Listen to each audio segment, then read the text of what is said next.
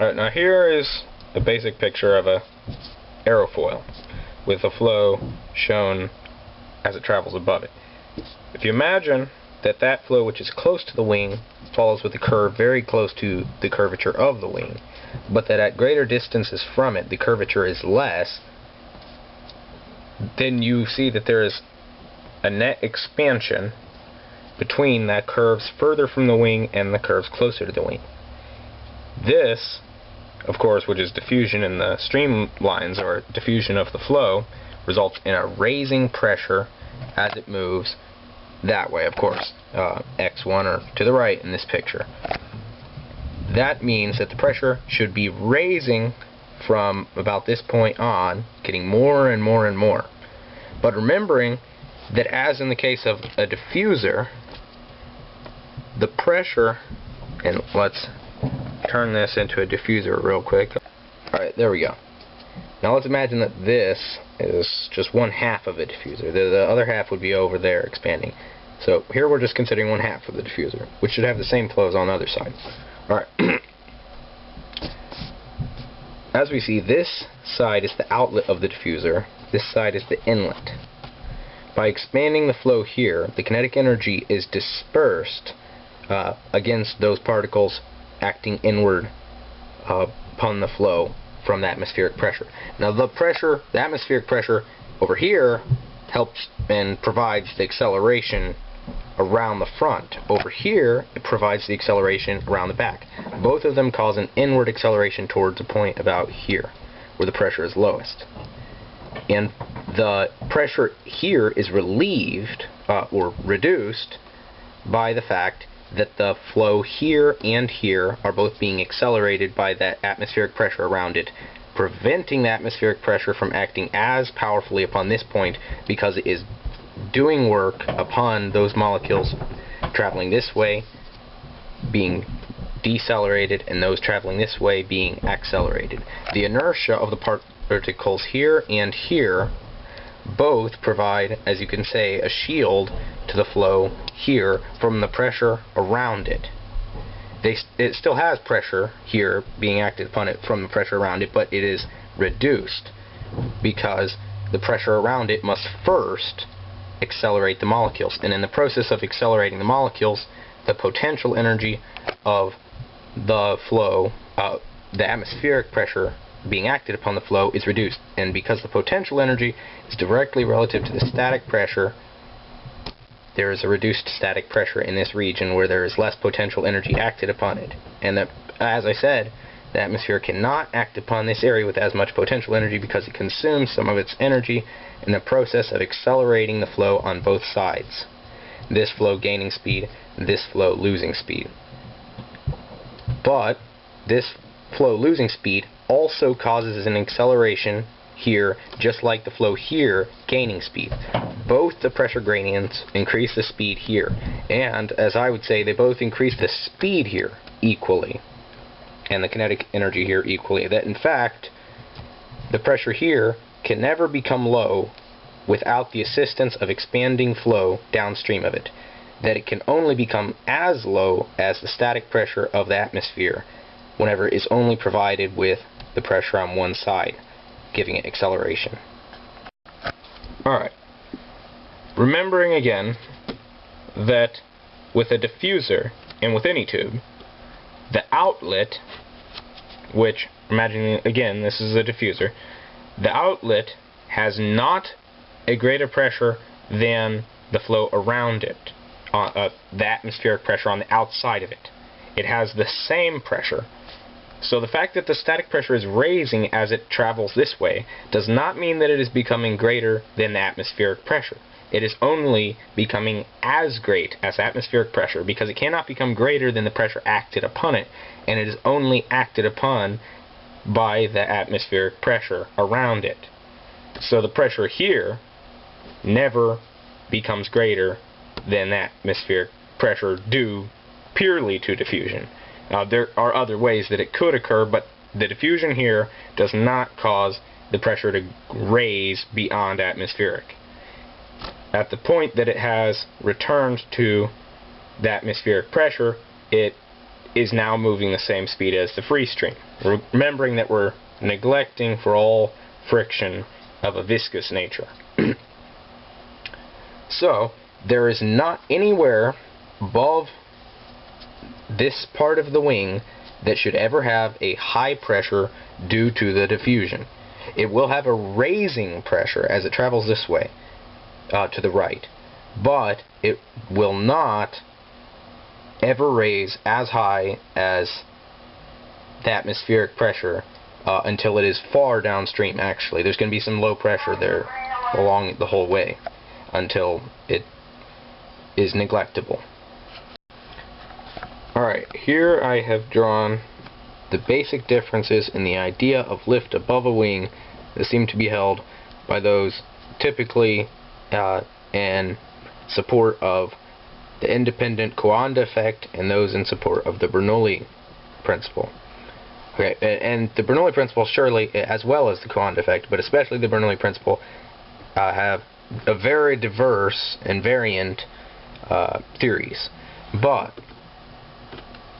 in this case, we're going to consider the simple. That first of all, on the left, this is traditional Coanda lift, where the flow is considered to curve along the top of the wing, resulting in a downward curvature, and with every action having an opposite and equal reaction, it will, of course, go up, but and at somewhat of an angle, or relative to the angle of attack of the wing, or the curvature of the air, actually. But now moving over to the Bernoulli principle, or the typical concept of how the Bernoulli principle actually results in this pressure gradient above the wing lifting it, is that the vector of each streamline is greater distance from the next vector as they travel downstream along the upper surface of the wing. Unlike with the Coanda assertion, as it seems to be, that all the streamlines maintain the same distance between them, all, in other words, having the same vector and traveling over the wing in the direct curvature of the wing. Whereas this theory, as regarding with Bernoulli's principle, is that the flow expands as over a diffuser, which is the only feasible explanation, as I have seen, why there would ever be a pressure less than atmospheric above the wing, because the pressure in front of the wing is never greater than the potential energy resulting from the deceleration of the flow plus atmospheric, which means that it should only be sufficient to cause the flow to return to free stream speed, which is also meaning that it should not be capable of causing the pressure to ever become less than atmospheric from the pressure at the front of the wing alone, accelerating the flow up to some speed over the wing. Alright, if it is asserted that the streamlines over this wing all have the same vector, as is typical of the theories applying the Coanda effect to the lift of a wing, it is necessarily true that there is some gap between the straight streamlines that are far above the wing and those which are curved down by the wing, or those that follow the curve of the wing. This gap would now be a cavity lacking pressure or some kind of an eddy. Of course, there's no evidence to support that that exists. So it must be considered more reasonable, at least, that the flow does definitely expand to some degree in order to result in straight streamlines being far above the wing. And that by this means the streamlines must each have a reduced curvature as they are raised further above the wing, or as they are simply further above the wing. In this consideration, it is obvious that the actual volume of the flow is expanding into a wider vertical area over the wing than horizontal. So as the volume rate is the same above all lengths of the wing, the flow is necessarily slowing down and the pressure is raising this way. Alright. But with this in consideration, that means that the actual speed, as it moves along the streamline, the speed along the vector is reducing. But in this case, if the curvature were to have no effect on the speed of the flow, then it is necessarily true that either the flow does not expand, or there is a greater volume rate in the downstream region than in the upstream region. However, evidence and experimentation will show that both the flow does expand and that there is not a greater volume rate in the downstream region than the upstream region, because it is not possible for more flow to occur downstream than has come from upstream in the same amount of time.